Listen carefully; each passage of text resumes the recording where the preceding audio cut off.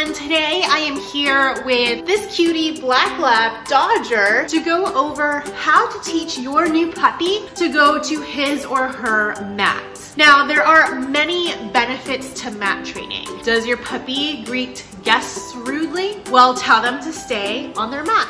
Does your puppy beg for food? Same thing, tell them to go to their mat. Do you not want your puppy on furniture? Tell them to go to their mat. I love mat training because it teaches an alternative to a lot of unwanted behaviors. And on top of that, if you ever want to bring your pup to work or to your local brewery or restaurant, the mat is a great place to have them stay while you do your work or you eat or you drink your beer. Anyway, stay tuned and I'm gonna get right into it.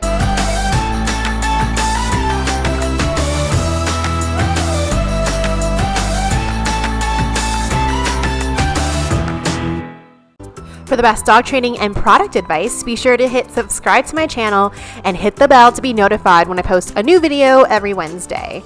And for those of you who don't know me, my name is Lisa. I've dog sat and trained hundreds and hundreds of dogs and puppies, and I love sharing my advice with all of you. All right, so step one of mat training is to lure your puppy to the mat and then click and reward when all four paws are on the mat. Repeat this a few times, and once your puppy starts to get a hang of it, then start to add in the cue place or mat. I like having one word because it makes it clear and concise for our puppies. Step two, once your puppy is able to go on their mat without a lure, so you slowly take away the lure and just say your cue, place, then you can start to add in the 3Ds, distance, duration, and distraction. I like to add in duration first. So first, we're just trying to get our puppy to stay on the mat for as long as we can, and then we use the release word free. Now, the key here is to not get too impatient. We want to keep our puppy successful. So long before your puppy is actually going to get up and leave, you need to say free or your release word that you've chosen. Us humans are really impatient, and so we tend to want to push our puppies to the limit, and especially when puppies are really young, but really for any dog or puppy,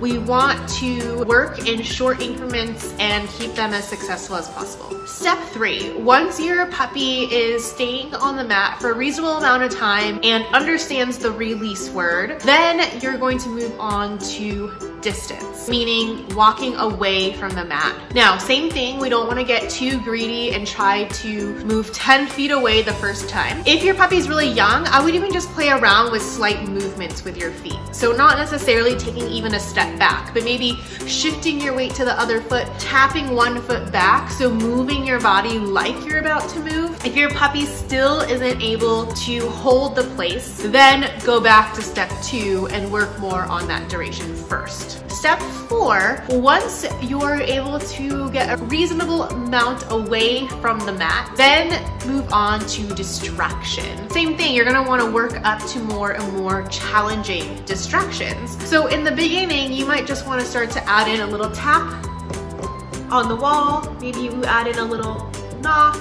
Maybe you add in playing with the door handle. It's really up to you. Take it slow and take it with what distraction you want to work on first. All right, so just to recap, we want to first teach your puppy to know what mat means. Step two is to build in duration, meaning time on the mat. The next step is to move towards creating more distance between you and the mat. And then last, I mentioned adding in those distractions. Now, there's a final other option you can do, which is called a send away. So meaning being able to ask your puppy to go to their mat while you're not by the mat. So in step two, we were talking more about walking away from the mat. So you were asking your puppy to go to the mat and then you're slowly walking away. This is different because you're starting off from far away and then asking your puppy to go to their mat. Same thing, you would want to break this down step by step. So first, asking your puppy to go to their mat when you're maybe just 1 foot away,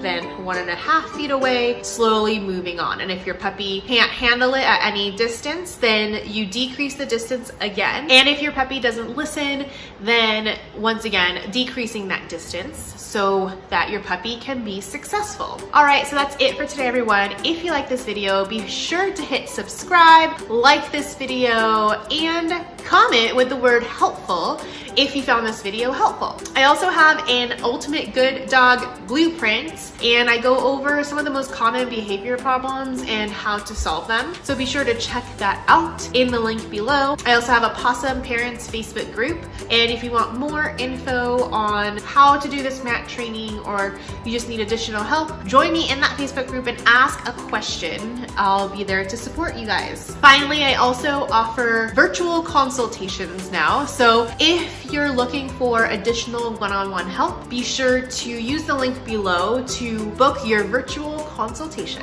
All right, thanks everyone, and I will see you in the next video. Bye for now.